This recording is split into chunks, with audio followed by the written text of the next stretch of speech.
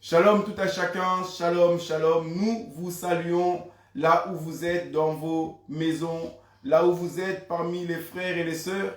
Que la paix du Seigneur soit avec vous. Nous voulons réellement que la paix puisse être dans vos domiciles. Nous voulons que vous puissiez bien vous porter et nous vous souhaitons aussi une agréable année. Bonne année à tous. Bonne année. Bonne année à tout à chacun. Vraiment bonne année, bonne année. Que la main de Dieu soit avec vous dans cette année, soit une année de grâce, une année formidable, dans laquelle réellement les morts vont cesser, dans laquelle les larmes vont cesser. Alléluia. Nous croyons que cette année, Dieu va encore vous utiliser, va encore nous utiliser à sa façon et à sa manière. Réellement, nous voulons que la main tout-puissante d'Élohim puisse être dans nos maisons, dans nos familles également. Que Dieu vous garde ainsi que les membres de vos familles. Et nous vous remercions, vous qui nous suivez nombreux, et vous êtes toujours fidèles à pouvoir écouter vos trois frères que nous sommes. Vraiment que la main de Dieu soit avec vous et que Dieu se rappelle de vous, vous bénisse d'une manière ou d'une autre. Car votre présence est une participation dans cette émission, dans ce moment de plateforme, car cela nous encourage. Il n'y aurait pas de prédicateurs s'il n'y a pas d'assemblée. Donc nous croyons qu'il faut avoir de l'assemblée pour qu'un prédicateur puisse également s'exprimer et prêcher.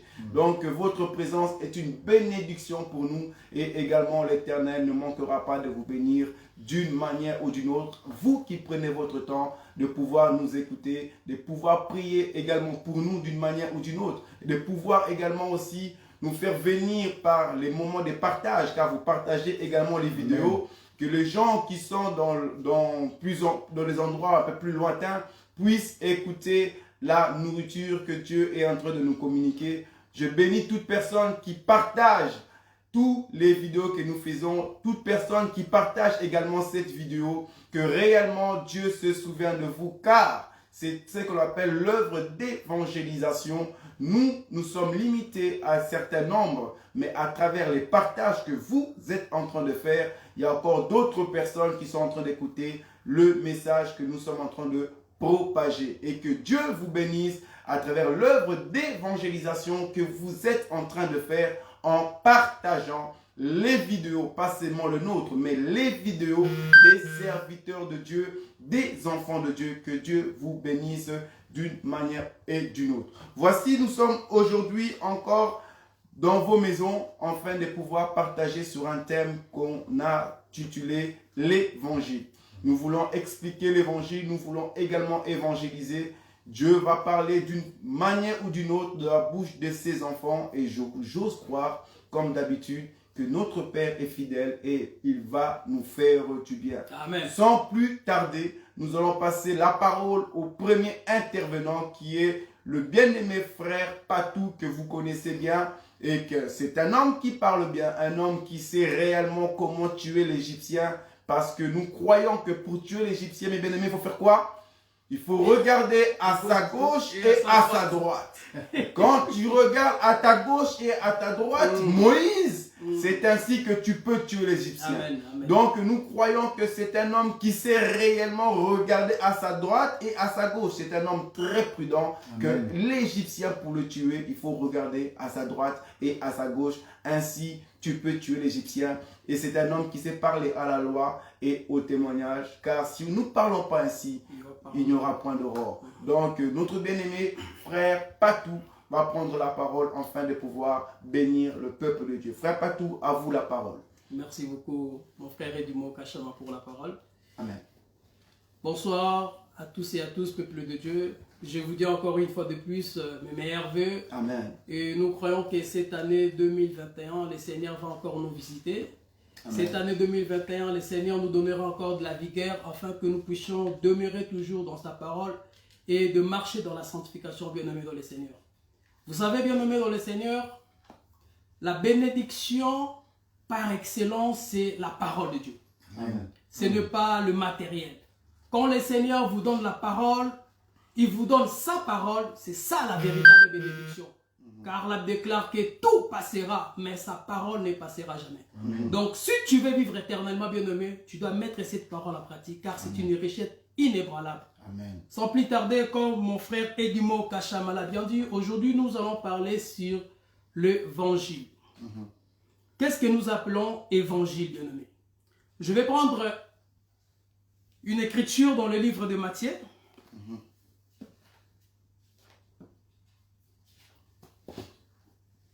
Matthieu 4. Je prends le verset 23. Je lis au nom de Jésus. Au nom de Jésus. Jésus parcourait toute la Galilée enseignant dans les synagogues, prêchant la bonne nouvelle du royaume et guérissant toute malade et toute infirmité parmi le peuple. Je vais prendre encore une autre écriture dans le livre de Marc. Marc 1er, je prends le verset 14 à 15, je lis au nom de Jésus. Amen. Après que Jean eut été livré, Jésus alla dans la Galilée prêchant l'évangile de Dieu. Il disait, le temps est accompli et le royaume de Dieu est proche. Répentez-vous et croyez à la bonne nouvelle. Amen. Bien-aimés dans le Seigneur, ces deux passages que nous venons de lire, on comprend qu'en fait, quand nous disons l'évangile de Dieu, c'est une bonne nouvelle. C'est une bonne nouvelle qui réjouit nos cœurs, bien-aimés dans le Seigneur. Quand nous écoutons cette nouvelle, bien-aimés dans le Seigneur, nous avons l'assurance. Amen. Car cette nouvelle procure une sécurité. Amen. Cette nouvelle, bien-aimés dans le Seigneur, ça nous donne l'espoir, la paix, la joie, bien-aimés dans le Seigneur. Amen. Mais prophétiquement parlant, l'évangile de Dieu a commencé depuis la création.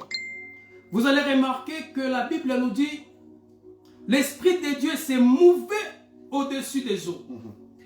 C'est pour chercher un peuple bien-aimé dans le Seigneur. Un peuple qui était dans les ténèbres. Un peuple qui était condamné.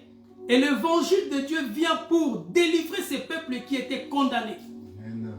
Ouais. Quand nous disons que l'Esprit de Dieu s'est mouvé au-dessus des eaux, ici, bien-aimé dans le Seigneur, les eaux représentent tout un peuple.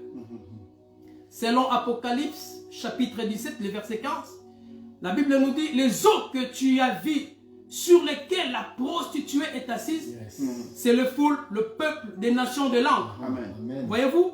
Et vous allez remarquer que quand l'Esprit de Dieu s'est mouvé au-dessus de ces eaux, la Bible nous dit que Dieu a pris seulement une portion de terre dans l'eau. Il n'a pas pris toute la terre, mais une portion de terre dans l'eau. Donc nous disons cette portion de terre représente, bien-aimé dans le Seigneur, tout un peuple.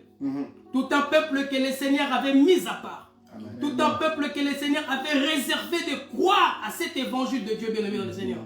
Donc nous comprenons par là que l'évangile de Dieu n'est pas donné pour tout le monde, bien-aimé dans le Seigneur. C'est pour un peuple.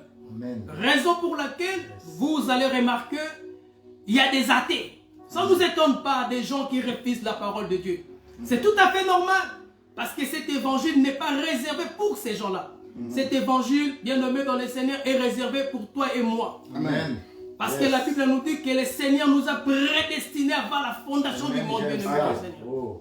Bien nommé, quand l'homme Adam a péché dans le jardin d'Éden, la Bible nous dit la voix de l'Éternel parcourait les jardins. Donc nous disons la voix de l'Éternel qui est en train de parcourir dans les jardins, c'est l'évangile de Dieu, bien-aimé dans le Seigneur. Exact. Voyez-vous? Parce que l'homme n'était plus dans le bon chemin, l'homme était écarté. Donc cette voie-là a pour mission de ramener l'homme dans la présence de Dieu, bien-aimé. C'est très important. La voix de l'Éternel, bien-aimé dans le Seigneur, comme je dis, c'est l'évangile de Dieu. Or, cette voie va prendre un corps pour sauver l'homme du péché. Voyez-vous? Donc cette voie a pour mission de ramener l'homme dans la présence de Dieu, bien-aimé dans le Seigneur. C'est très important. C'est pour cela que vous allez remarquer, quand Jean est venu, Jean-Baptiste, quand Jésus-Christ est venu, il a dit, répentez-vous car le royaume de Dieu est proche. C'est ça, la parole de Dieu, bien-aimé. Or, pour se repentir, nous devons écouter l'évangile de Dieu, bien-aimé dans le Seigneur. Pour se repentir, nous devons écouter la voix de Dieu. Bien-aimé, la Bible nous dit que c'est lui qui écoute ma voix, il ne doit pas endurcir son cœur, bien-aimé. Amen. Or, nous savons, bien-aimé dans le Seigneur, c'est le Saint-Esprit qui nous convainc de croire à cet évangile. Bien-aimés dans le Seigneur, raison pour laquelle la Bible nous dit que la voix vient de ce qu'on attend. Exact. La foi vient de ce qu'on attend. Amen. Et ce qu'on attend vient de la parole de Dieu. Amen. Ce qu'on attend vient de la parole de Christ, pardon. Parce qu'il y a une différence entre l'évangile de Dieu et l'évangile de Christ. C'est ça que nous allons aussi développer pour voir la beauté de cet évangile, bien-aimé. C'est très important. Bien-aimé, maintenant nous allons faire d'abord une différence entre l'évangile de Dieu et l'évangile de Christ. Je sais que vous allez me poser des questions, mais qu'est-ce que le frère est en train de rencontrer? Oui, bien-aimé dans le Seigneur, il y a une différence. Et par la petite grâce que le Seigneur nous a accordée, nous allons essayer de développer cela, bien-aimé dans le Seigneur. Bien-aimé, Alléluia. l'évangile de Dieu, c'est la bonne nouvelle. Amen. Je prends un exemple. David a dit, heureux l'homme qui ne marche pas selon le conseil des méchants et qui ne s'arrête pas sur la voie de mon cœur, mais qui trouve son plaisir dans la voie de l'Éternel. Amen. Et Jésus-Christ viendra que répondez-vous car le royaume de Dieu est proche. Ça, c'est l'évangile de Dieu. Parce que Jésus-Christ est venu sous la loi. Exact. Jean-Baptiste est venu sous la loi. Exact. Ça, c'est la parole de Dieu, bien-aimé. Amen. Maintenant, qu'est-ce que nous appelons évangile de Christ ou évangile éternel? Parce que vous allez comprendre que Christ ne meurt jamais. Donc, Christ est éternel. Amen. Voyez-vous? Si, si. Donc, l'évangile de Christ, bien-aimé dans le Seigneur, nous amène dans la profondeur. Dans la profondeur de comprendre les langages de Dieu. Amen. Dans la profondeur de comprendre les langages de Dieu, parce que le langage de Dieu est codé. Mais l'évangile de Christ vient révéler ce qui est caché. Amen. Pour donner la lumière, bien-aimé dans le Seigneur. Yes. Et nous disons, bien-aimé, l'évangile de Christ dévoile le mystère caché du royaume. Amen. Yes. Parce que nous disons, Amen. Amen. la Bible, bien-aimé, ou la parole, ou l'évangile de Dieu est codé. C'est le songe du roi. Voyez-vous? Donc, cette songe-là doit être interprétée. Exact. Et si cette songe est mal interprétée, ça va donner la mort, bien-aimé. Exact. Nous devons le savoir, bien-aimé dans le Seigneur. Or, bien-aimé dans le Seigneur, l'évangile de Christ vient maintenant décortiquer ou bien vient révéler, bien-aimé, ce qui est caché dans l'évangile de Dieu. C'est très important. Raison pour laquelle vous allez voir, la Bible nous dit que les Écritures tuent. Parce que la lettre tue, Exact. mais l'Esprit vivifie. Voyez-vous? Raison pour laquelle, dans le livre de Jean, chapitre 5, le verset 39, Jésus-Christ dira, vous sondez les Écritures. Vous sondez les Écritures. Exact. Parce que vous pensez avoir en elle la vie. Mais c'est elle qui rend témoignage de moi. Donc nous comprenons, bien-aimés dans le Seigneur, les Écritures tuent, mais l'Esprit qui vivifie. C'est pour cela que vous allez remarquer aussi quand le diable est venu tenter Jésus. Le diable est venu, il a dit, il est écrit. C'est l'évangile de Dieu, il est écrit. Tout à fait. Mais Jésus-Christ lui dira, il est aussi écrit. Amen. Donc nous comprenons, il est aussi écrit, c'est l'explication de ce qui est écrit. Exact. Ce qui est écrit était caché. Maintenant l'évangile de Christ Amen. vient révéler, bien-aimé, Deuxième dans le point. Seigneur ce qui était caché. Dans l'évangile de Dieu, bien sûr. Je vais prendre un exemple, bien-aimé. Je vais essayer de démontrer c'est quoi l'évangile de Dieu et c'est quoi l'évangile de Christ. Prenons nos Bibles, bien-aimés, dans le livre de Genèse. Dieu est merveilleux, j'aime sa parole. Genèse, bien-aimé dans le Seigneur. J'aime. Genèse chapitre 5. Non, 6, pardon. Nous prenons Genèse 6. Je prends le... Attends, 2 secondes. Genèse 6. Le verset, je prends le verset...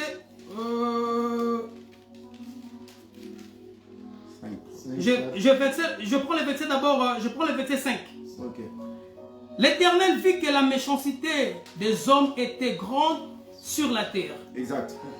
Que toute le pensée de leur cœur s'est portée chaque jour uniquement vers le mal.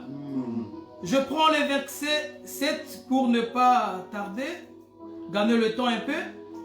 Et l'Éternel dit, j'exterminerai de la face de la terre l'homme que j'ai créé, depuis l'homme jusqu'au bétail, aux reptiles, aux oiseaux du ciel, car je me répands de les avoir faits. Mais Noé trouva grâce aux yeux de l'Éternel. Je vais prendre encore le verset 14. Fais-toi une arche de bois de gopher. Rapidement, nous allons prendre Genèse chapitre 7, le premier verset. Je lis au nom de Jésus.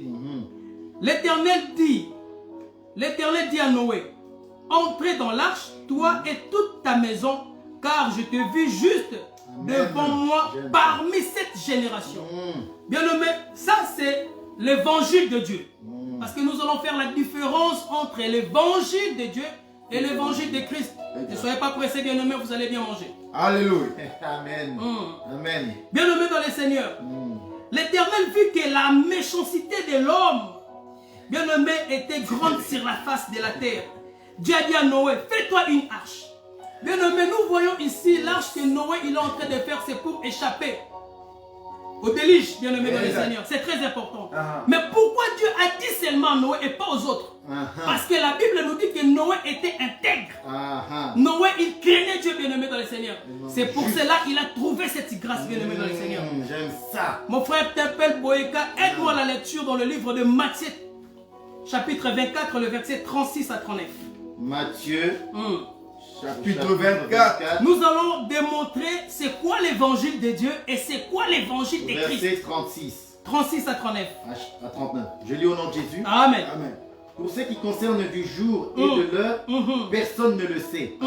Ni les anges, ni les anges des cieux, ni les fils, mais le Père seul. Ce qui arriva du temps de Noé arrivera de même à l'avènement du Fils de l'homme. Amen. Car dans le jour qui précédèrent les déluges, les hommes mangèrent et buvaient, se mariaient et mariaient leurs enfants, jusqu'au jour où Noé entra dans l'arche. Et ils ne se doutèrent de rien, jusqu'à ce que le déluge vint et les emporta tous. Il en sera de même à l'avènement du Fils de l'homme. Amen. Amen. Amen. Merci mon frère pour la lecture. Merci. Bien-aimé dans le Seigneur, pourquoi Jésus va dire ce qui arriva du temps de Noé arrivera de la même à l'avènement du Fils de l'homme? Pourquoi Jésus va comparer l'événement qui s'est passé dans le temps de Noé à son événement, bien-aimé dans le Seigneur? Maintenant, l'évangile de Christ doit nous expliquer cette histoire. Parce que cette histoire, nous disons que c'est tout un mystère, bien-aimé dans le Seigneur. Amen. Comment? Bien-aimé, Vas-y. nulle part dans la Bible, nous avons vu là où Noé a prêché la parole. Noé n'a jamais prêché. Amen. Noir sur blanc, moi personnellement, j'ai des difficultés de voir là où Noé a prêché la parole. Mais nous disons dans la révélation, Noé avait prêché. Exact. La prédication de Noé, c'était l'arche. Voyez-vous, quand Noé il est en train de construire l'arche, bien-aimé, C'est ça. c'est tout un message. Amen. C'est toute une prédication, Oh, bien-aimé oui. dans le Seigneur. Oui. C'est toute une prédication. Uh-huh. Voyez-vous, c'est toute une prédication. Nous disons ceci, bien-aimé dans le Seigneur. La prédication de Noé, c'était l'arche. Voyez-vous, la prédication de Noé, c'était l'arche, bien-aimé dans le Seigneur. Mais les gens, ils s'en foutaient complètement. Parce que Jésus a dit, les gens s'est mariés leurs enfants. Les gens, ils s'en foutaient complètement de l'arche. Voyez-vous, bien-aimé dans le Seigneur. C'est la même chose que nous voyons aujourd'hui. Amen. Quand les hommes de Dieu prêchent la parole de Dieu, bien-aimé, c'est l'arche de Noé. Voyez-vous, c'est l'arche de Noé. La parole de Dieu, c'est l'arche de Noé. Nous devons croire à l'évangile de l'arche, bien-aimé. Parce que cet évangile, ça va nous sauver. Voyez-vous? Donc l'arche de Noé, c'est la prédication, bien-aimé, dans le Seigneur. C'est pour échapper au déluge, bien-aimé. Exact, Voyez-vous? exact. Donc aujourd'hui, les gens, ils s'en foutent complètement, bien-aimé, dans le Seigneur. Et ces gens-là qui s'en foutent complètement de cet évangile, ils vont périr sérieusement, bien-aimé, dans le Seigneur. Bien-aimé, prenez 2 Corinthiens. 2 2 Corinthiens Corinthiens 4. Donc 2 Corinthiens chapitre 4. 4 au verset. 2 Corinthiens 4, le verset 3. Si notre évangile est Si encore notre voilé, évangile est encore voilé, il est voilé pour ceux qui périssent, pour les incrédules, dont le Dieu de ce siècle a aveuglé l'intelligence, afin qu'ils ne vissent pas briller la splendeur de l'évangile de la gloire de Christ, qui est l'image de Dieu. Bien-aimé dans le Seigneur, 2 Corinthiens, chapitre 4, le verset 3, la Bible nous dit, si notre évangile est encore voilé, il est voilé pour ceux qui périssent. Si l'arche était voilée, c'était voilé pour les gens qui périssent, bien-aimé dans le Seigneur.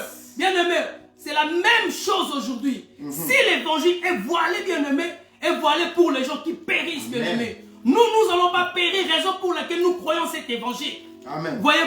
Il y a des gens qui sont aveuglés par le péché. Il y a des gens qui sont aveuglés par le plaisir de ce monde. Il y a des gens qui sont aveuglés, bien-aimés dans le Seigneur, par les choses abominables, bien-aimés dans le Seigneur. Ces gens-là vont périr parce que l'évangile, ils ne croient pas à l'évangile de Dieu. Ils ne croient pas, bien-aimés, à cette parole qui nous donne la vie, bien-aimés dans le Seigneur.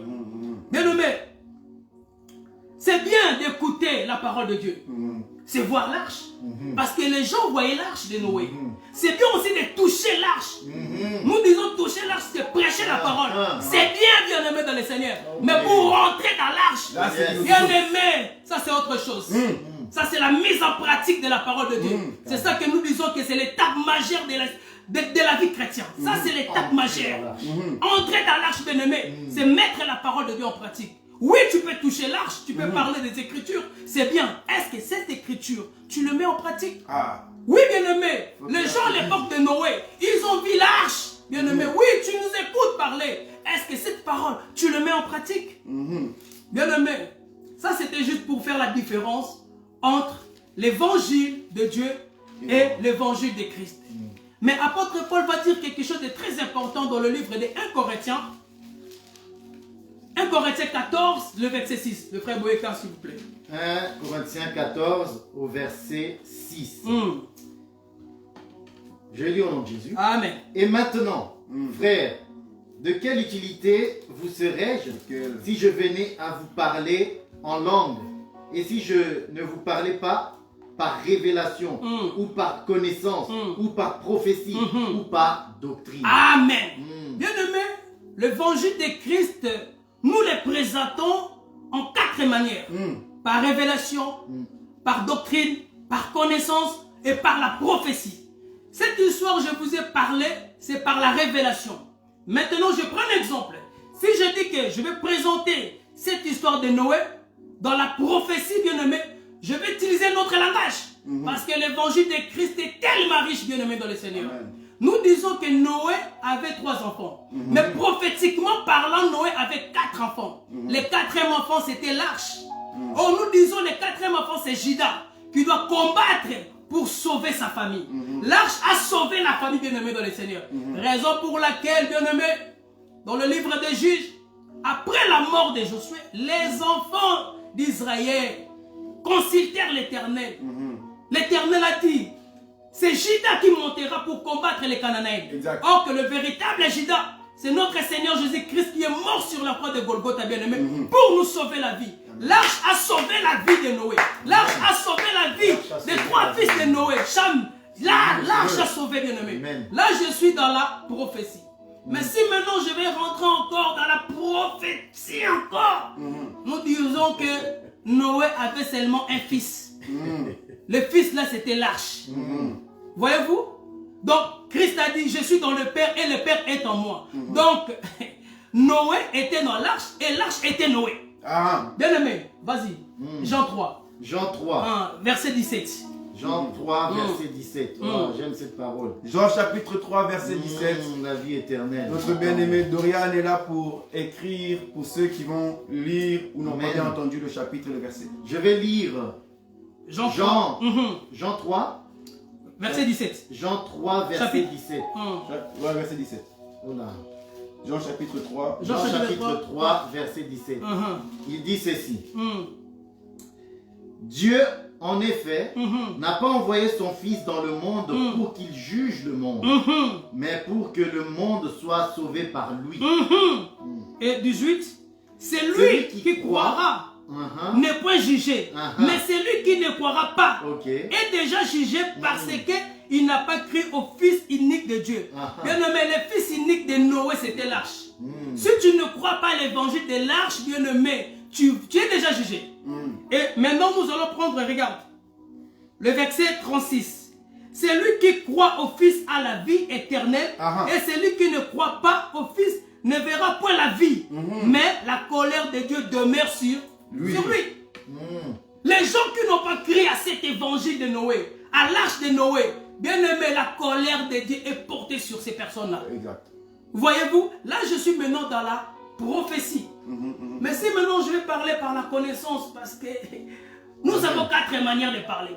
Par la connaissance, je vais dire que tous les animaux dans l'arche, ils avaient la même nature. Donc nous voyons que si tu étais un bandit, un voyou, peu importe ce que tu étais, mais si tu crois à la parole de Dieu, tu vas voir la nature de Dieu, bien-aimé. Là, je suis dans la connaissance. Voyez-vous? Donc voilà. Donc c'était ça la différence entre l'évangile de Dieu et l'évangile de Christ. Maintenant, bien-aimé dans le Seigneur, posons-nous la question. L'évangile éternel est basé sur quel message? Ou quels sont les éléments qui constituent l'évangile éternel? Quand je dis l'évangile éternel, c'est l'évangile de Christ. Parce que Christ vit éternellement. C'est là que j'aimerais asseoir ma pensée, bien-aimé dans le Seigneur. Que le Seigneur m'aide à expliquer ces choses calmement, sans stress. Que le Seigneur vous bénisse. Amen, amen, amen. Bien-aimé, Apocalypse. Apocalypse 14. J'aime quand le frère Boyka fait la lecture. Hein? Je sens l'onction. Il est bien. Il est tellement bien. Amen. Dis-moi, quel verset? Apocalypse 14, le verset 6. Apocalypse chapitre 14, verset 6. Je vis un autre ange qui volait par le milieu du ciel, ayant un évangile éternel pour l'annoncer aux habitants de la terre. Amen. À toute nation, à toute tribu, à toute langue et à tout peuple. Et il disait d'une voix forte, craignez Dieu et donnez-lui gloire, car l'heure de son jugement est venue. Et adorez celui qui a fait le ciel et la terre, et la mer et les sources d'eau. Amen. Je vis un ange qui volait par le milieu du ciel et a un évangile éternel pour annoncer aux habitants de la terre et de toute nation, de toute tribu et de toute langue et à tout peuple. Il disait d'une voix forte, craignez Dieu, rendez-lui gloire. Bien-aimé dans le Seigneur, pour voler, il faut avoir les deux ailes. Et nous allons voir Zacharie 5 qui va nous dire que je vis un rouleau dans le ciel. Donc l'évangile éternel, bien-aimé dans le Seigneur, tu dois faire la différence entre les temps du matin et les temps du soir. La loi et au témoignage, bien-aimé dans le Seigneur. Mais dans cet passage, bien-aimé, nous avons trois informations qui est très capitale. Première, craignez Dieu. Deuxième, donnez-lui gloire. Car, troisième, c'est l'heure de son jugement est venue. Donc, première information, c'est craignez Dieu. Deuxième information, donnez-lui gloire. Et troisième information, l'heure de son jugement est venue. C'est les trois informations qui est très capitale. Que l'évangile éternel, bien-aimé dans le Seigneur, doit nous expliquer ces trois éléments. Bien-aimé, quand la Bible nous dit craignez Dieu, l'évangile de Christ a pour mission de transformer l'homme intérieur afin que l'on puisse avoir la nature de Dieu. L'évangile, bien-aimé, doit te briser. Sans les brisements, bien-aimé, tu ne peux pas craindre Dieu. Amen. Avant de craindre Dieu, bien-aimé dans le Seigneur, tu dois être brisé. C'est très important. Et deuxième, donnez-lui gloire. On ne peut pas donner gloire à n'importe qui, bien-aimé. Avant de donner gloire à une personne, tu dois d'abord connaître cette personne. C'est très important. Et troisièmement, bien-aimé, la Bible nous dit que l'heure de son jugement est venue. Quand Jésus-Christ est venu, bien-aimé, il a utilisé ces trois langages. Il a dit, répentez-vous. Quand nous disons répentons, c'est le salut. Parce que dans les salut, il y a la repentance. Dans les salut, il y a la rédemption. Dans les salut, il y a la conversion. Voyez-vous? Et dans la rédemption, bien-aimé, il y a les rachats. Voyez-vous? Donc quand Jésus-Christ est venu pour nous racheter. Voyez-vous? Jésus-Christ, il a prêché sur les salut. Et deuxième, Jésus-Christ a prêché sur sa doctrine, sur sa personne. Voyez-vous? Donc nous, étant donné que nous sommes ceux de l'évangile de Christ, quand nous présentons l'évangile, bien aimé, l'évangile doit être centré sur la personne de Christ. Si l'évangile n'est pas centré sur la personne de Christ, bien aimé, nous comprenons que c'est du levain. Voyez-vous? L'évangile concerne Christ, bien aimé. L'évangile ne peut pas concerner un individu. Pas du tout. J'aime ça, frère. Et quand Christ dit que j'aime ça. Priez et veillez, car vous ne savez pas l'heure où le Fils de l'homme viendra dans sa gloire. L'évangile est là pour nous préparer, l'Église à la rencontre de son époux. Parce que nous ne sommes pas des terriens, bien-aimés. Nous sommes un peuple qui vient du ciel et nous allons retourner. L'évangile est là pour nous présenter, pour nous montrer comment nous devons craindre Dieu, comment nous devons aimer Dieu, comment nous devons se préparer pour retourner à la maison, bien-aimés. Car nous sommes des passagers. C'est ça l'évangile éternel. C'est ça l'évangile de Christ, bien-aimé. Bien-aimé, nous devons faire attention. Nous devons faire très attention à ce que nous écoutons. Car notre salut dépend de ce que nous écoutons, bien-aimé, dans le Seigneur. Oui. C'est très important, nous devons le savoir. Ça, Exact.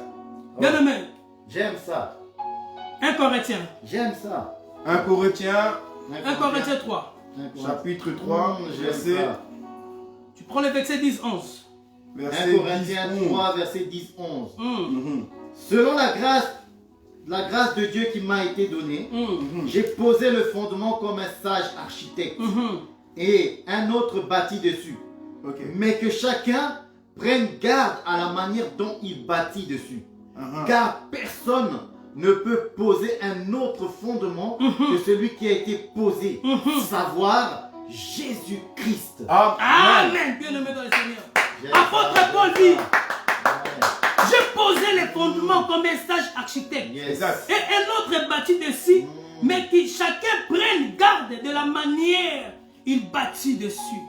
Bien-aimé dans le Seigneur, prêcher la parole c'est bien, mais est-ce que tu respectes les fondements? Nous devons respecter les fondements. Si les fondements n'est pas respecté, bien-aimé dans le Seigneur, nous comprenons que, bien-aimé, vous n'êtes pas un enfant ou vous n'êtes pas, bien-aimé, un ministre qui a le mandat. Nous devons respecter. Mais aujourd'hui, ce que nous voyons, est-ce que le fondement est respecté?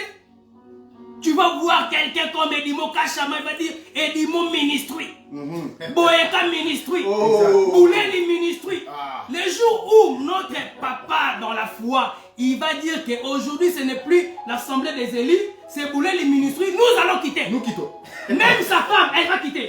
Elle va dire mon mari, Tu es détourné de la je parole. reste avec toi, mais je quitte. Voilà. Le jour où docteur Adela, il va dire que Adela au ministry, nous allons quitter, bien-aimé. Voilà. Au catharsis au ministère, nous allons quitter.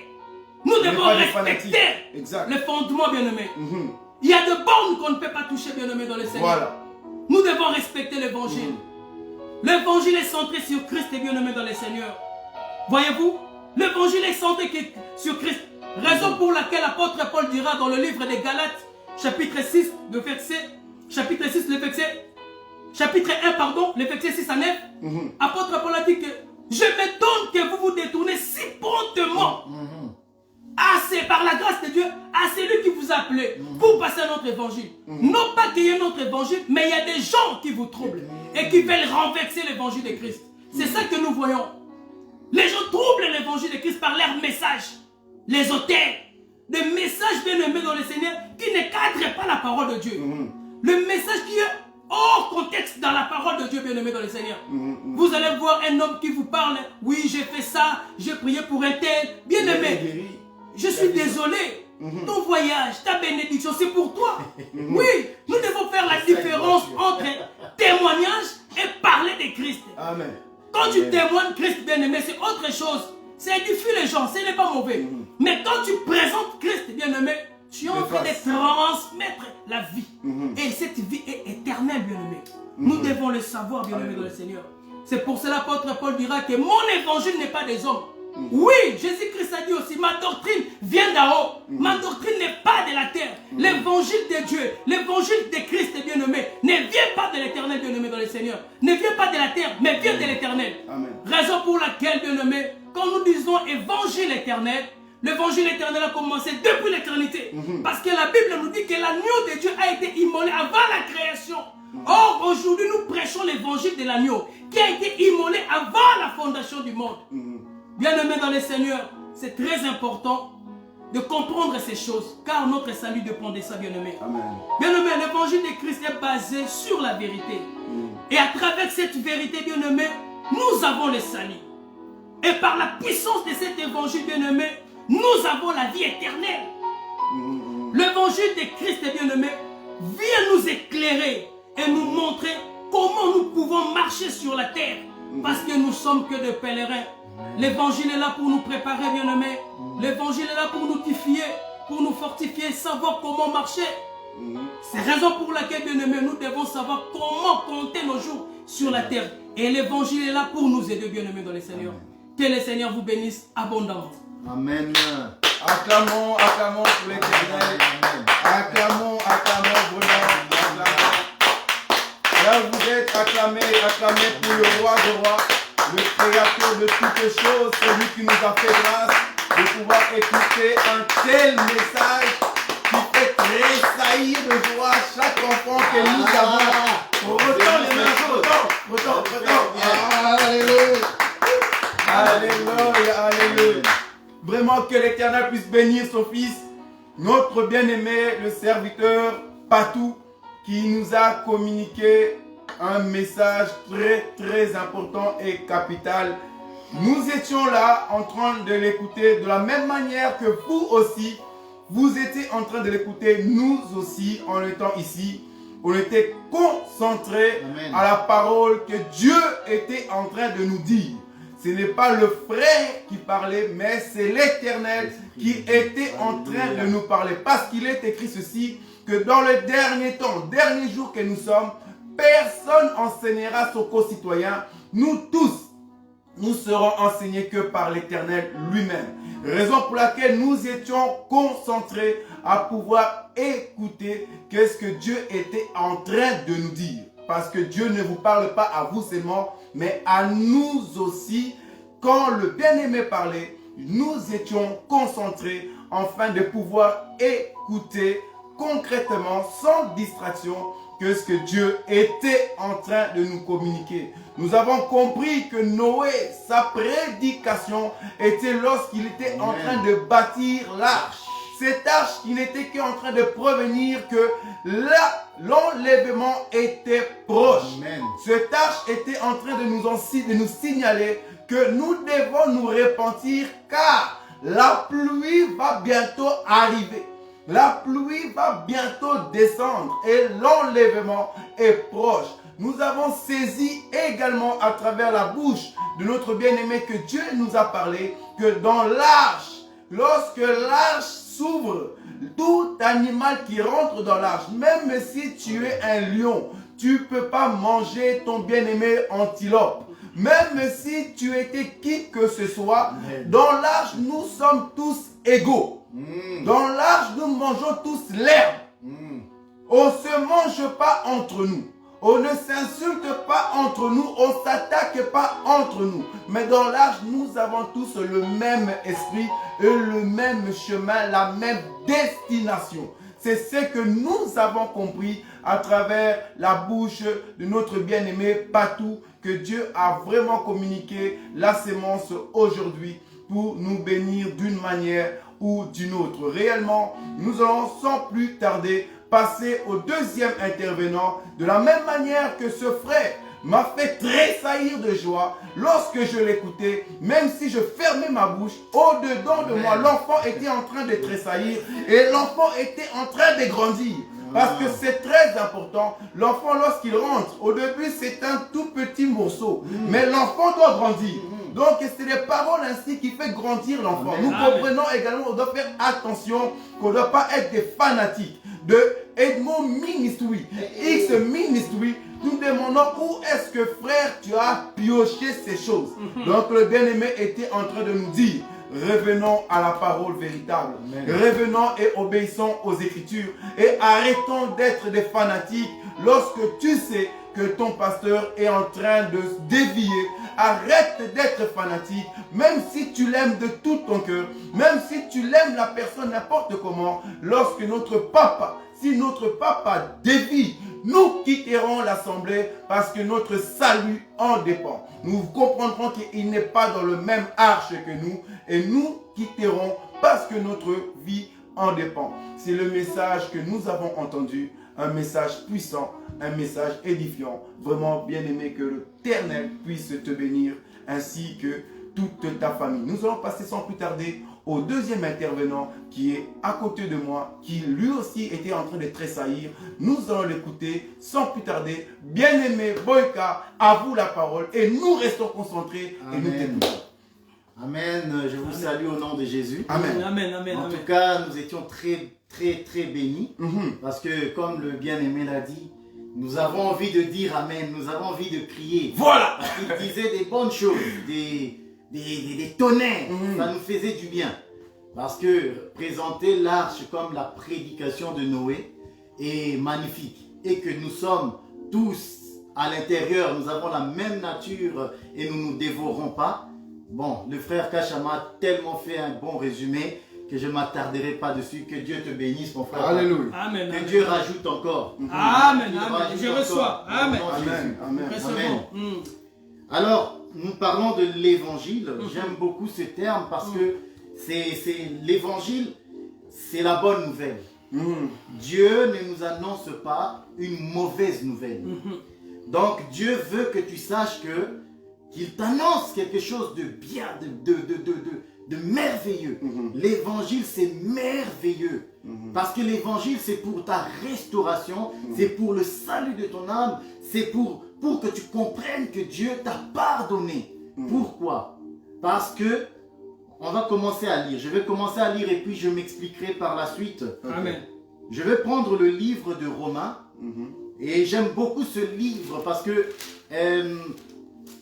elle révèle correctement et profondément l'évangile. Amen. Dans toutes les formes. Je vais lire le chapitre 1. Paul dit ceci. Paul, serviteur de Jésus-Christ, appelé à être apôtre, mis à part pour annoncer l'évangile de Dieu, qui avait été promis auparavant de la part de Dieu par les prophètes dans les Saintes Écritures. Pour les bien-aimés au cas où. Romains 1 à partir du verset 1. Amen. Et qui concerne son fils, né de la postérité de David selon la chair, et déclaré fils de Dieu avec puissance selon l'esprit de sainteté par sa résurrection d'entre les morts, Jésus-Christ notre Seigneur, par qui nous avons reçu la grâce et l'apostolat pour amener à son nom, à l'obéissance de la foi, tous les païens. Je vais m'arrêter là, c'est long. J'aime beaucoup cette parole parce que Paul commence déjà par nous dire que il vient pour annoncer l'évangile de Dieu.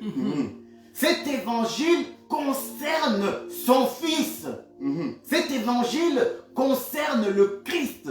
Elle ne concerne pas n'importe qui. Elle ne concerne pas Moïse. Elle ne concerne pas Abraham. Car toutes ces personnes, vous verrez qu'en réalité, ont une portion de ce que Christ va accomplir.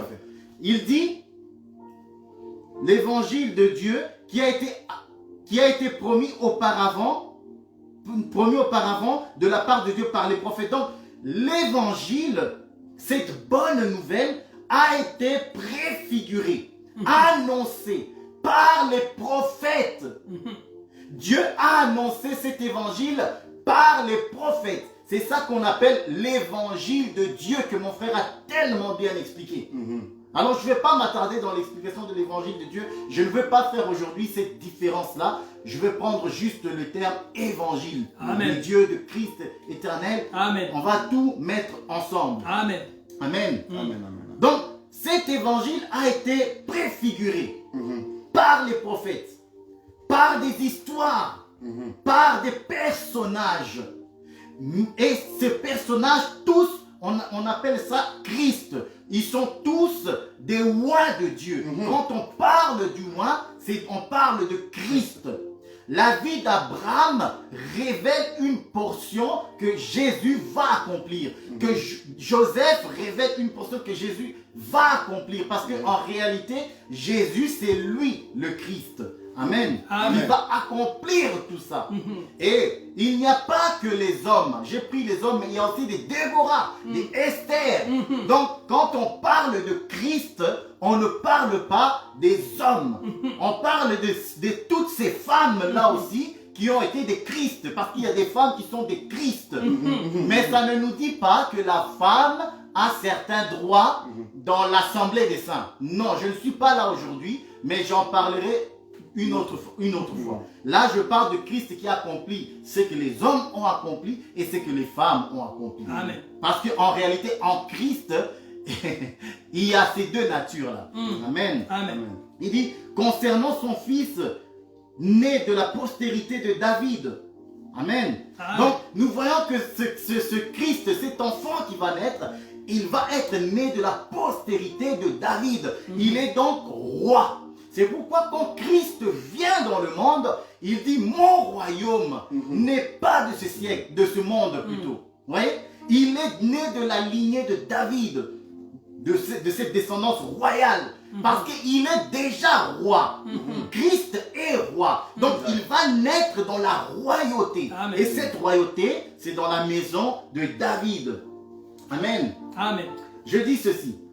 Dieu a pourvu l'évangile pour nous révéler son Christ. Voilà pourquoi cette bonne nouvelle est annoncée. Dieu a pourvu.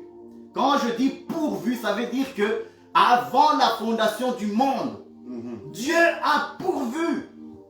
Amen. Amen. Je vais prendre des écritures.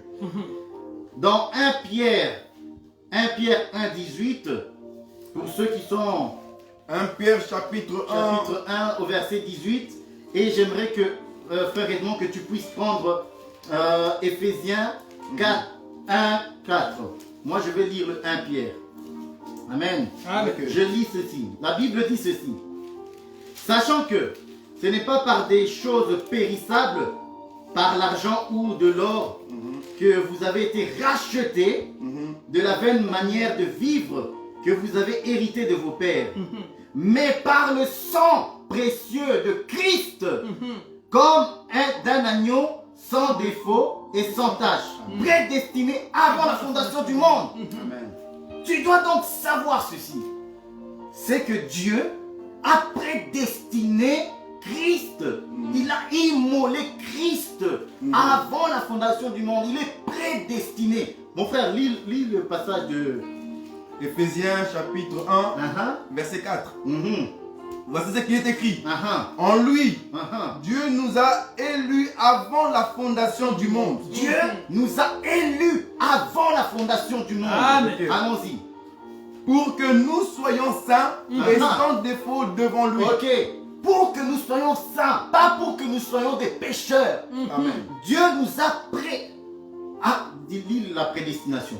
J'y On arrive. revient à l'arrière. Non, continue. Ok. Afin que nous soyons saints et sans défaut devant lui. Dans son amour, il nous a prédestinés par Jésus-Christ à être adoptés. Amen. Vous voyez? Donc, Christ étant prédestiné avant la fondation du monde, nous, les élus, nous sommes aussi prédestinés avant la fondation du monde. Yes. C'est-à-dire quoi? Dieu, dans l'éternité, lorsque il a prédestiné Christ, nous étions là. Nous étions en Dieu parce que Dieu nous a prédestinés. C'est pour ça que quand nous allons venir dans le monde, nous accepterons cet évangile-là. Parce que Dieu nous avait déjà prédestinés. La Bible dit, Amen. en lui, en lui, Dieu nous a élus. Il y a beaucoup d'appelés, mais très peu d'élus. Dieu nous a élus avant la fondation du monde. Comme il a élu, il a prédestiné Christ, Dieu nous a prédestinés. Amen. Amen. Je veux que tu le saches. Si aujourd'hui tu as accepté ce message, c'est parce que Dieu t'aime. Amen. C'est parce que Dieu, dans l'éternité, tu étais déjà en Dieu, en Christ. C'est parce que tout le monde ne va pas accepter ce message. Vois-tu comment Dieu t'aime? C'est pour ça que quand l'ange vient chez Marie, salue et dit, salut, je te salue Marie, car une grâce t'a été faite. Amen. Voilà, la parole de Dieu vient là où la grâce a été faite. Une grâce t'a été faite. Alors j'aimerais que tu comprennes cela. Amen. Dieu t'aime, Dieu nous aime. Nous sommes élus avant la fondation du monde. Sache ces choses. Amen. Amen.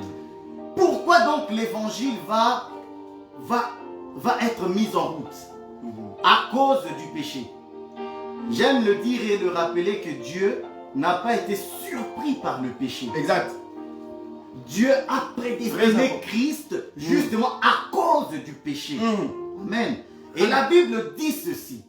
Tous ont péché et sont privés de la gloire de Dieu. Amen. Amen. Yes. Excusez-moi. Tous ont péché et sont privés de la gloire de Dieu. Mais, attendez, je vais le lire. J'aime bien lire les versets que je dis. Parce qu'en le lisant, ça m'ouvre beaucoup d'autres pistes. Il faut toujours lire. Prenez le temps chez vous de lire le livre de Romains. C'est un livre magnifique.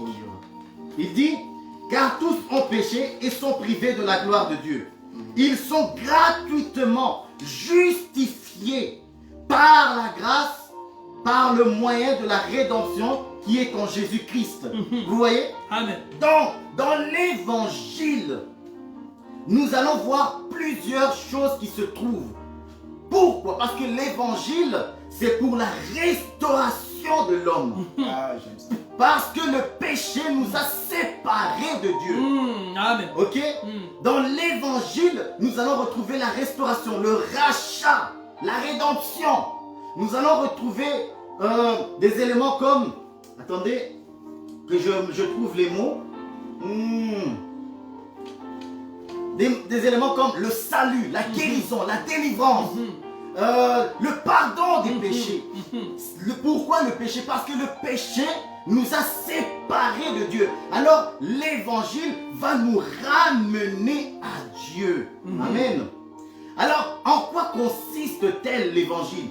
Lorsque nous parlons de l'évangile, il faut tenir compte que nous allons parler de la mort, de l'ensevelissement et de la résurrection. Amen. Voilà ce que c'est l'évangile.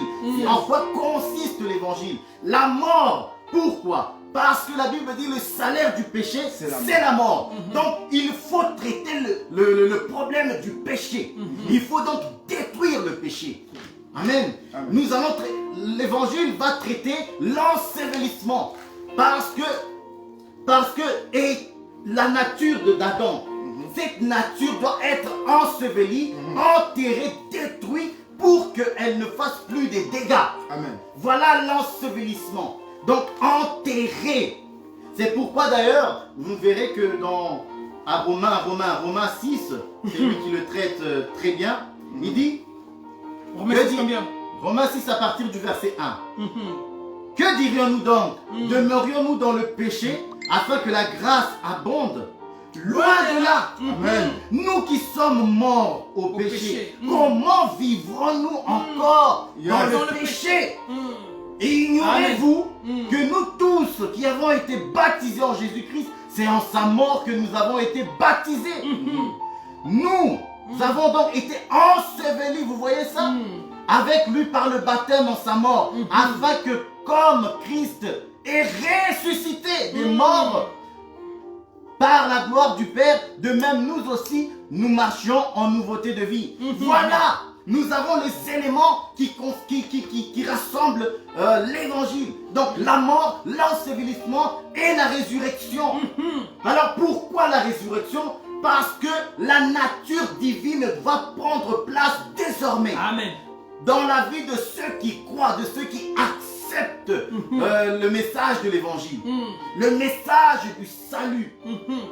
Donc, tous ceux, l'évangile, excusez-moi, tous ceux qui vont accepter l'évangile vont mourir parce qu'ils vont, en acceptant l'évangile, à un moment donné, tu vas prendre des décisions. La décision de t'engager dans le baptême. La Bible dit c'est un engagement d'une bonne conscience. Consciemment, étant renouvelé par la parole de Dieu, tu sauras, parce que tu as le Saint-Esprit, que je dois passer par là. Je dois mourir, être enseveli avec lui afin de ressusciter. Si tu ne fais pas ces choses-là, tu ne peux pas hériter avec lui. Amen. Il le dit à Nicodème, non, il faut que vous naissiez de nouveau. Voilà. Alors maintenant, il faut que vous naissiez d'eau et d'esprit. Donc, nous voyons la mort, l'ensevelissement et la résurrection. C'est ça l'évangile. Comme Christ est mort, nous mourrons. Comme il a été enseveli, nous sommes ensevelis. Comme il est ressuscité, nous ressusciterons. Comme il a un corps glorieux, nous aurons ce corps glorieux. Alors, c'est quoi le fond du message de l'évangile de Christ? Dans le message de Christ, nous allons trouver le pardon du péché, la sanctification, la justification, la rédemption, le rachat, la guérison, parce qu'il y a la guérison. Il y a cette façon. Amen, amen, amen, et il y a amen, amen, avons l'héritage et la vie éternelle. Amen. Vous voyez, Amen. parce Amen. que quiconque a accepté la parole de Dieu, la parole étant Dieu lui-même, cette personne devient éternelle. Amen. Amen. Amen. Amen. Bon, pour parler de l'éternel, j'aimerais faire une différence. Tout esprit est éternel, Yes. mais tout le monde n'a pas la vie éternelle.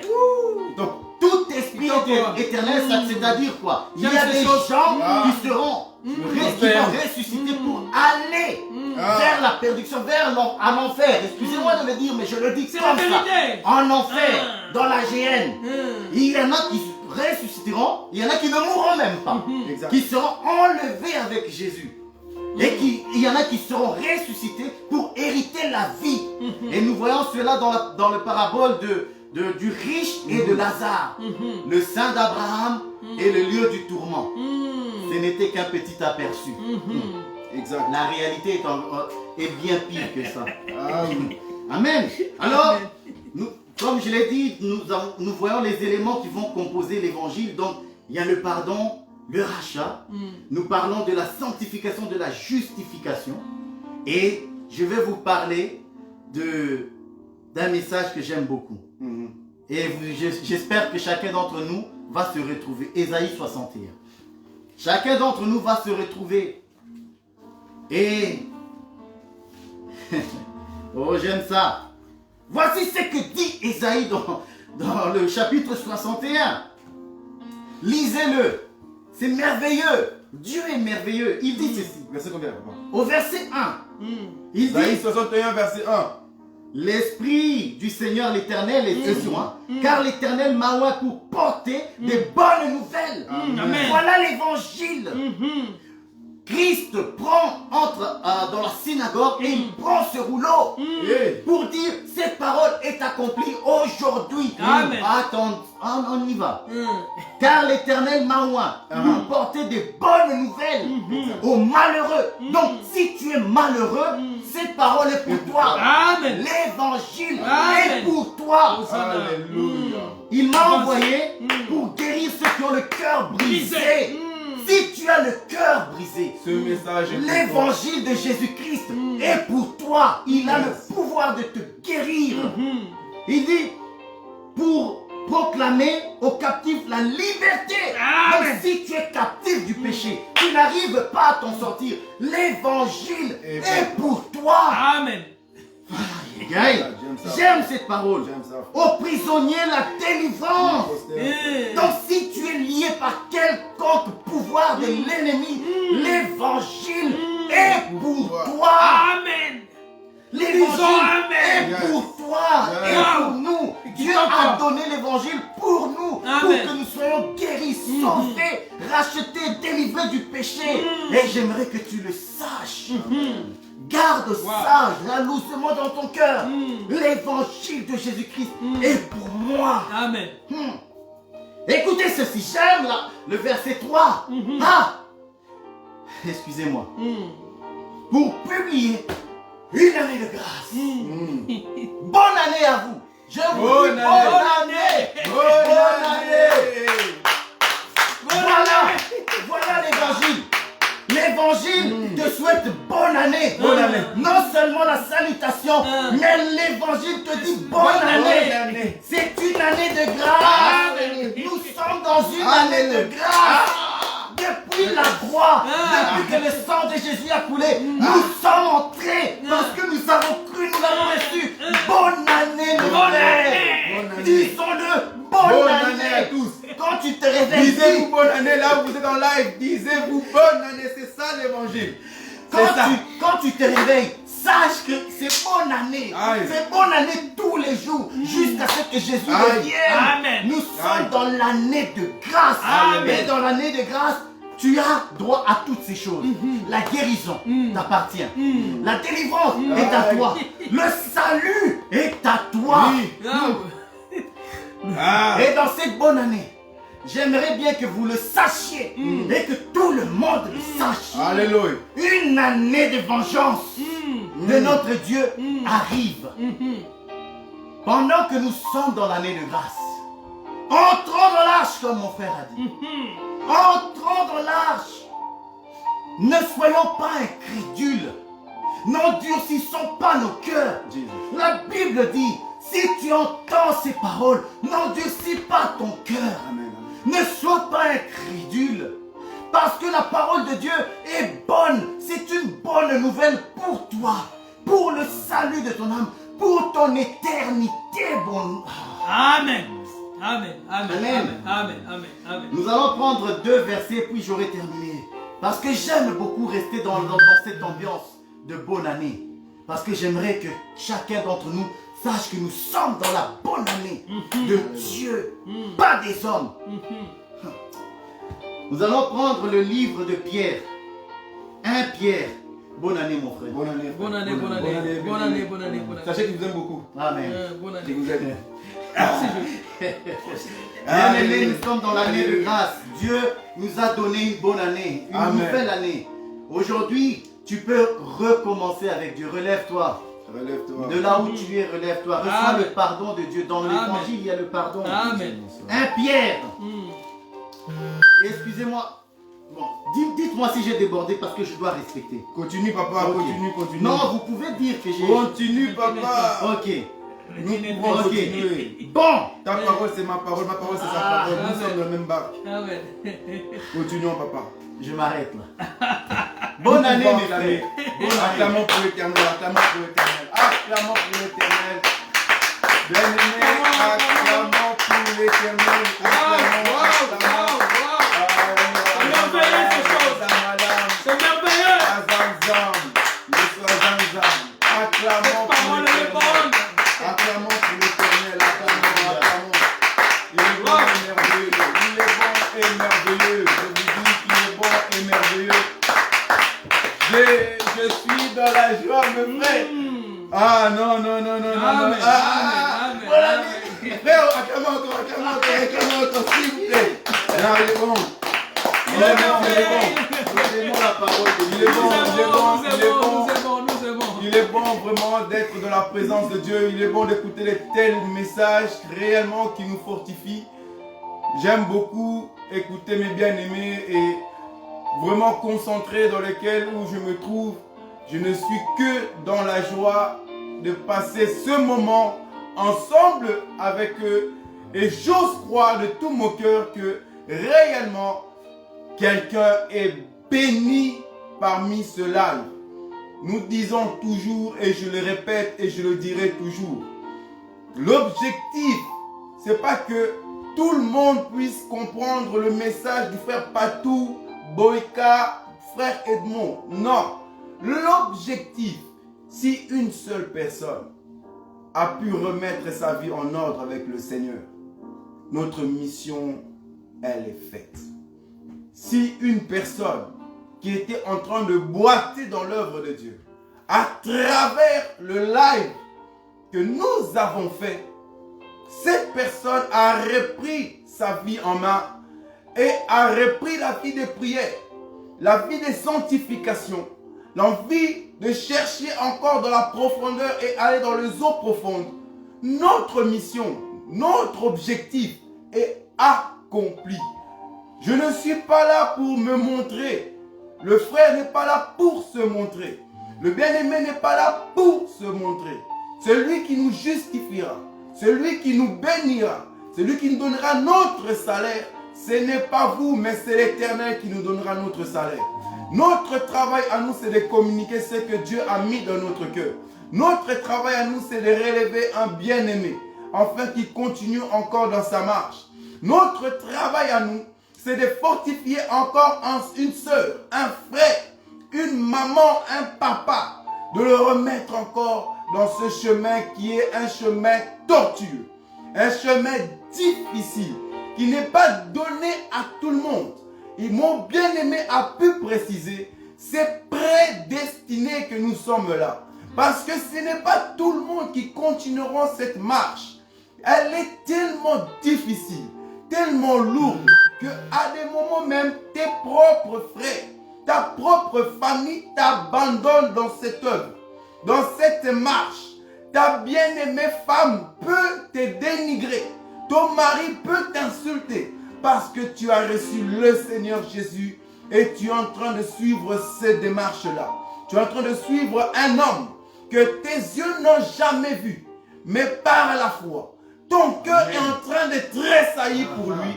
Et la Bible déclare, heureux ceux qui ont cru sans avoir vu. Nous n'avons pas vu cet homme. On n'a pas vu son visage. On n'a pas vu sa taille. Mais notre cœur l'a saisi. Notre cœur l'a vu. Et aujourd'hui, nous sommes attachés à cet homme. Nous croyons fermement à cet homme. Et nous lui avons donné notre jeunesse. Nous lui avons donné notre vieillesse. Nous lui avons donné notre corps. Nous lui avons donné nos pensées. Nous lui avons donné notre travail. Il passe premièrement parce que cet homme a saisi notre cœur. Et ce chemin, c'est un chemin de larmes. Parce que nous rencontrons aussi les déserts. C'est un chemin difficile. Et j'ose croire, si quelqu'un par le message de mes bien-aimés a pu se saisir et continuer la marche du désert, je ne suis que béni. Amen. Je ne suis que béni. On n'est pas là pour demander des offrandes, des dons, des dîmes ou quoi que ce soit. Nous sommes là pour refortifier, pour encourager, pour relever un frère, pour relever une sœur. Et également moi de même, en étant près du frère, je ne peux que rentrer dans ma maison et remontrer encore de la prière. En écoutant mon bien-aimé, je ne peux que rentrer chez moi encore en lisant la Bible parce que leur présence m'a béni. Et vous aussi, en nous écoutant, si l'Éternel vous parle, c'est notre bénéfice. Et j'aimerais vous dire que mes bien-aimés ont tellement bien parlé. J'aimerais que nous puissions après rentrer dans un temps de prière. Lorsque j'aurai terminé un petit message, je ne vais pas essayer d'être long, mais j'essaierai seulement de fortifier un bien-aimé. Mon bien-aimé a touché que le salaire du péché, c'est la mort. Mais le don gratuit de Dieu, c'est la vie éternelle en Jésus-Christ de Nazareth. Bien-aimé, regarde ta marche. Regarde là où tu te trouves. Est-ce que c'est le chemin dans lequel l'Éternel a préparé pour toi? Relève-toi et continue la marche. Notre bien-aimé nous a enseigné ici que Noé est en train de bâtir l'arche. Parce que Noé est en train de signaler que l'enlèvement est proche, que le jugement dernier est là, que l'Éternel, le véritable mari, la pluie est en train d'arriver. La pluie va descendre bientôt. Analyse-toi. Nous n'avons pas besoin que tu puisses mettre des likes. On n'a pas besoin que tu puisses partager les vidéos. Si ton cœur n'a pas été touché, nous gagnerons rien du tout. Nous gagnons rien dedans. Même si en mettant des likes, cela nous fortifie, cela nous encourage. Mais ta vie à toi, où elle se trouve, ta démarche à toi, où il se trouve, tu es encore avec cet homme qui t'amène dans l'impudicité. Tu es encore avec cette femme qui t'amène dans l'impudicité. Tu es en train de marcher gauche et à droite. Tu pleures matin, midi, soir. Parce que tu es encore dans l'alcool. Parce que tu es encore dans la masturbation. Ta marche est mauvaise. Bien-aimé, notre frère a dit que Noé est en train de bâtir l'arche.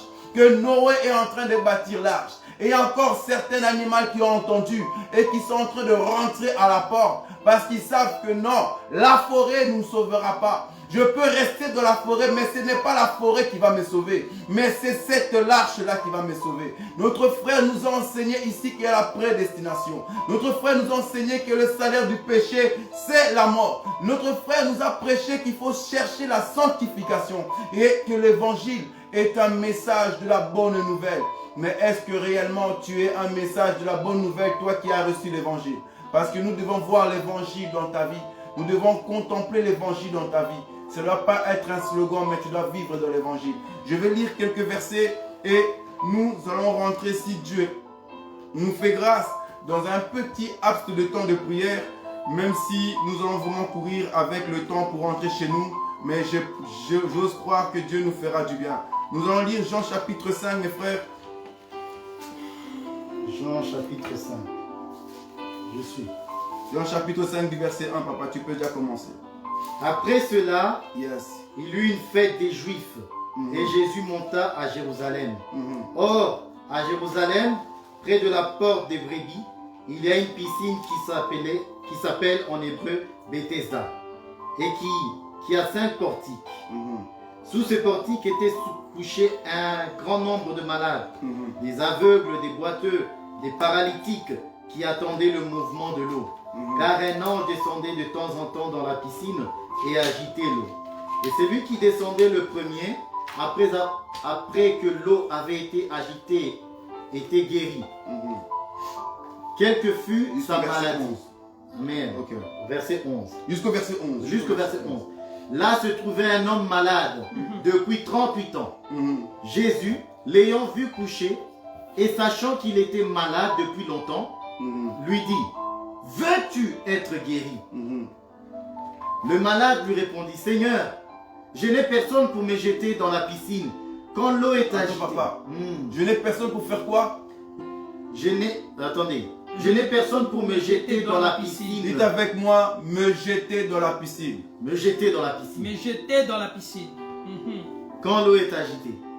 Et pendant que j'y vais, un autre descend avant moi. Un autre fait quoi? Il descend avant lui. Est-ce qu'il a dit un autre est jeté avant moi? Non. Il a dit un autre descend. Continuons. Lève-toi, lui dit Jésus. Prends ton lit et marche. Aussitôt, cet homme fut guéri. Il prit son lit et marcha. C'était un jour de sabbat. Les Juifs dirent donc à celui qui avait été guéri: c'est le sabbat, il ne t'est pas permis d'emporter ton lit.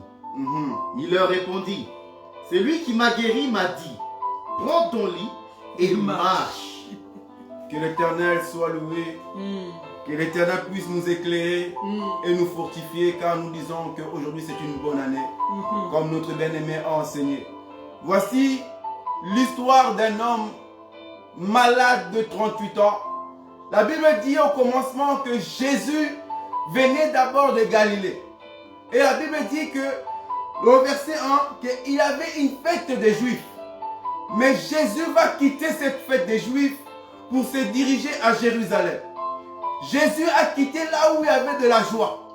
Jésus a quitté là où il y avait des gens qui se rassemblaient. Là où il y avait des amitiés. Là où les gens partageaient leur nourriture et leur boisson. Là où les gens festoyaient. Jésus a quitté cet endroit-là. Jésus a quitté cet endroit-là. Or, c'est cet endroit-là que toi et moi nous aimons. Là où se trouve la joie, nous aimons cet endroit. Là où se trouvent les personnes qui se réjouissent. Là où il y a la famille. Là où il y a des amis. Là où il y a à manger et à boire. C'est les endroits où nous aimons. Mais voici un homme.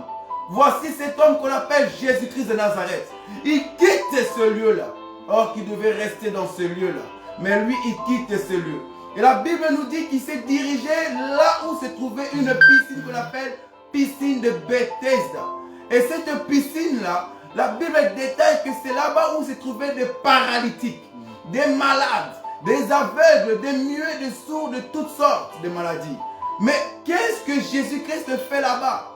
Lui qui vient d'une maison de fête, lui qui vient là où les gens se réjouissaient. Mais il se dirige là où il y a la maladie. Il se dirige là où les gens sont en train de pleurer. Là où les gens sont seuls et abandonnés.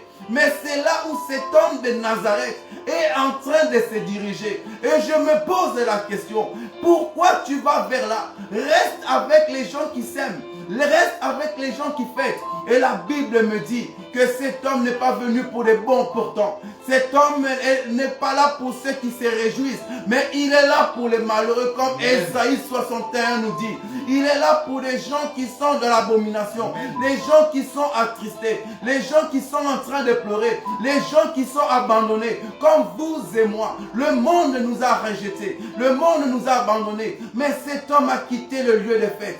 Cet homme a quitté là où il y avait de la joie. Et il est descendu pour toucher les gens comme toi et moi. Qui étaient malades de l'impudicité. Qui étaient malades de boîtes de nuit. Qui étaient malades de l'alcool. Ils étaient malades de la masturbation. Ils étaient malades de la polygamie. C'est là que le Seigneur Jésus-Christ se dirige. Là où toi, nous critiquerons. Là où toi et moi nous allons critiquer ces personnes. Là où les gens allaient nous critiquer.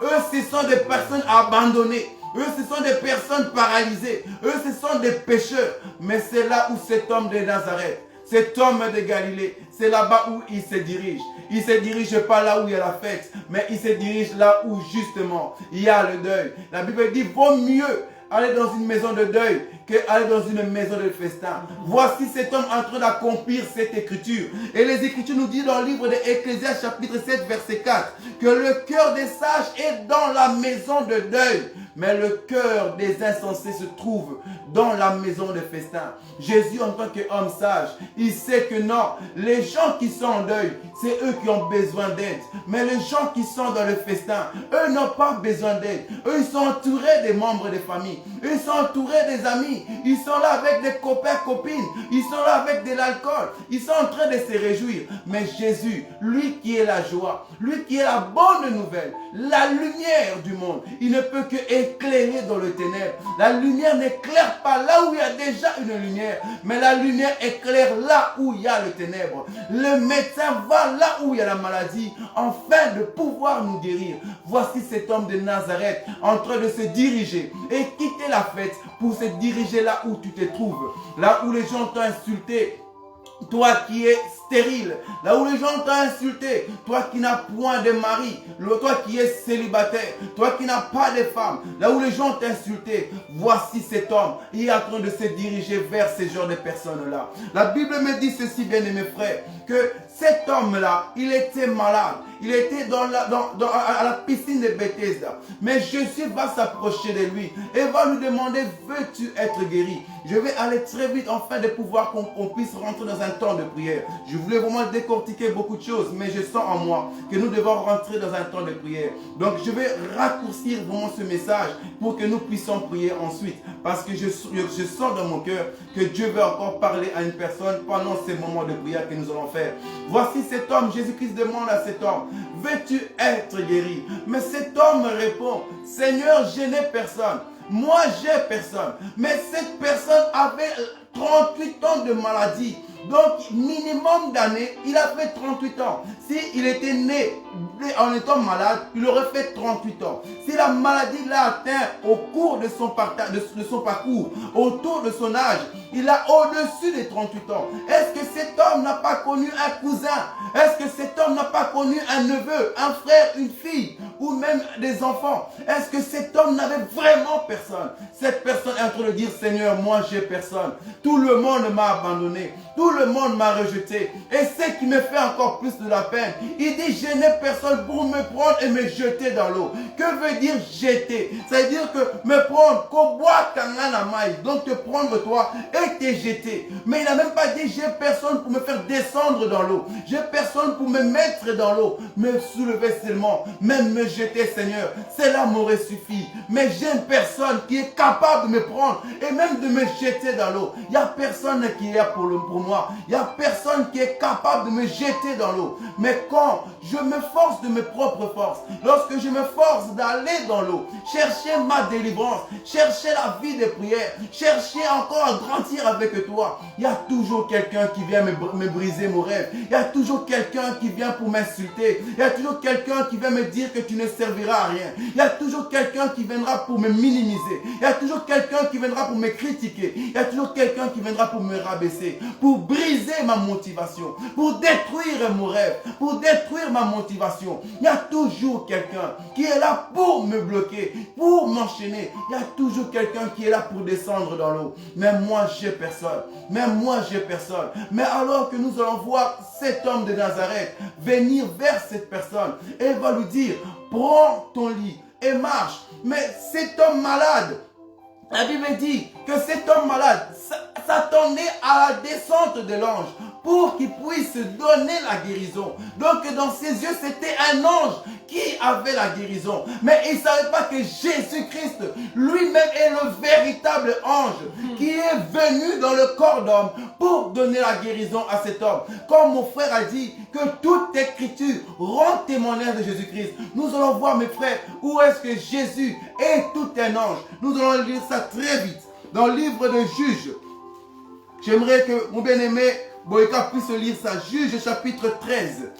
Remarquez ça. Juges chapitre 13 du verset 3. Remarquez-moi ça. Parce que nous disons que Jésus est celui qui accomplit toute écriture.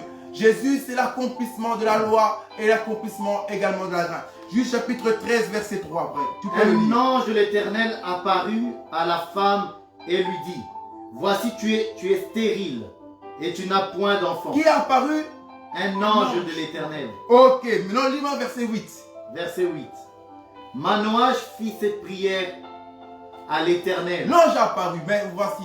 Ah Seigneur, que l'homme de Dieu que tu as envoyé vienne encore vers nous. Qui est venu? C'était qui? Un homme de Dieu. Mais au début c'était qui? Un ange. Oh, après c'est venu qui? Un homme de Dieu. Mais on lit le verset 22, papa. Verset 22. Et il dit à sa femme, nous allons mourir, car nous avons vu Dieu. Un ange vient, l'homme vient et Dieu vient aussi. Amen. Ce n'est que l'accomplissement de cette écriture. Jésus est lui-même l'ange de la guérison. Amen. Là où tu t'attends à quelque chose, sache que Jésus sera là.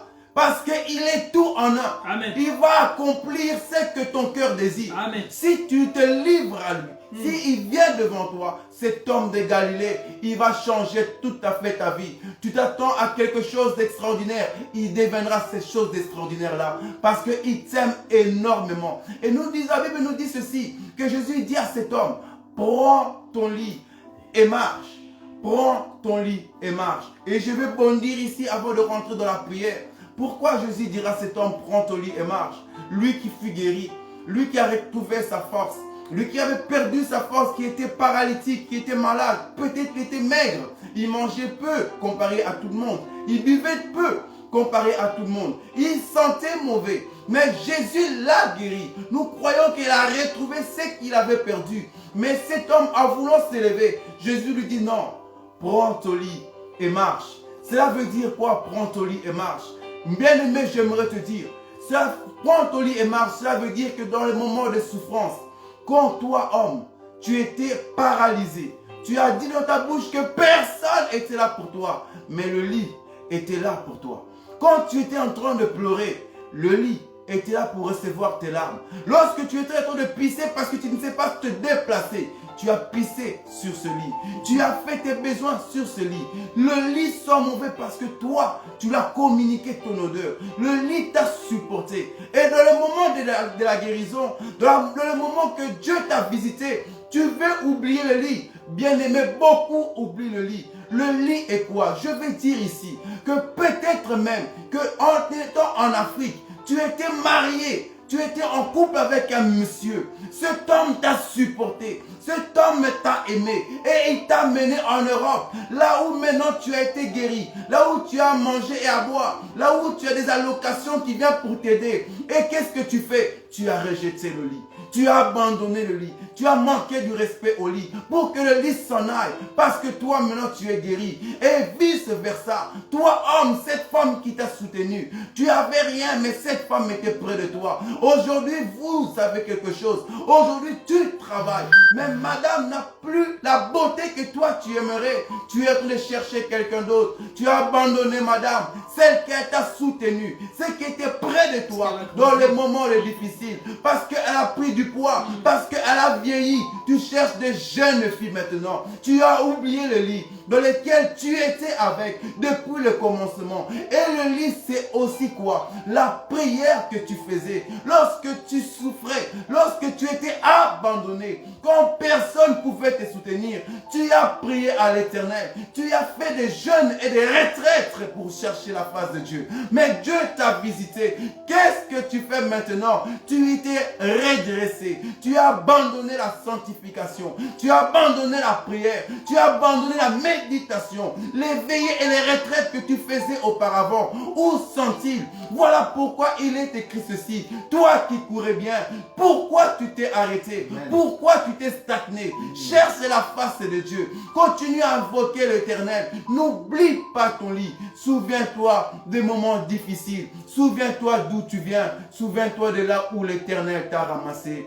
Souviens-toi que lorsque tu avais personne, Jésus était près de toi. Souviens-toi que celui que tu es aujourd'hui, c'est ce que Dieu a fait pour que tu sois aujourd'hui. J'aimerais te dire quelque chose avant que je m'arrête et que nous rentrons en prière. Sache que si toi aujourd'hui, tu es apprécié des gens, si toi aujourd'hui, on t'appelle jolie fille, joli garçon, on like tes vidéos et tes photos, c'est parce que Dieu a fait que tu sois cette personne-là, pour que les garçons te courent après, pour que les filles te courent après. Dieu a fait que tu sois une belle créature. Imagine seulement la même personne que tu es. Si Dieu te rend aveugle, si Dieu te rend sourd, est-ce que le mari qui te dit je t'aime te dira encore je t'aime? Si Dieu aujourd'hui fermait tes yeux et tu devenais aveugle, est-ce que la fille qui court après te courra encore après? Est-ce que cet homme qui te court après te courra encore après? Si tu étais seulement ce qu'on appelle un paralytique, est-ce que le même homme qui est près de toi sera toujours là? Est-ce que ton entourage, tes amis seront toujours près de toi pour te dire je t'aime? Est-ce que tu auras toujours les mêmes amis? Je me souviens en Afrique, il y avait des enfants qu'on appelle les Kisimbi. Cet enfant n'a rien demandé. Mais regardez, on les mettait toujours dans un lieu à part, abandonné. Cet enfant est né, mais cet enfant est abandonné. Même la famille le prenait, le dépose quelque part. Cet enfant est abandonné. L'enfant n'entend que sa mort. La famille n'est même pas proche de cet enfant. On le met à côté parce qu'il a un problème physique, un problème quelconque. J'aimerais te dire, peut-être moi-même, si j'étais un aveugle, est-ce que ma femme que j'ai épousée m'aurait dit oui au jour où j'aurais demandé un mariage? Si j'étais un paralysé, si j'aurais dit à ma femme je t'aime, est-ce qu'elle m'aurait dit je t'aime aussi? Je ne sais pas et je ne le pense pas. Parce que l'homme a toujours un critère qui aime chez toi. Et si cette chose s'en va, l'homme aussi peut s'en aller. Mais il y a un homme qui n'abandonne jamais. Il y a un homme qui ne rejette jamais. Et c'est cet homme-là que nous tapons le cœur. C'est cet homme-là que nous aimons. Et c'est pour ça que nous le servons. Malgré que nous sommes jeunes, malgré que nous sommes beaux, nous ne sommes pas moches, mais nous mettons notre beauté de côté et on fléchit les genoux en train de chercher cet homme. Parce que nous savons et nous avons cru que c'est le seul qui nous aime réellement. Amen. Le cœur de l'homme est mauvais. L'homme peut changer, mais Jésus ne changera pas. Voilà pourquoi nous l'aimons et nous le rendons grâce et nous le glorifions. Et ensemble avec mes frères, nous acclamons le Dieu d'amour. Nous acclamons le véritable mari. Nous le glorifions, nous les exaltons, nous les louons parce que c'est le véritable mari.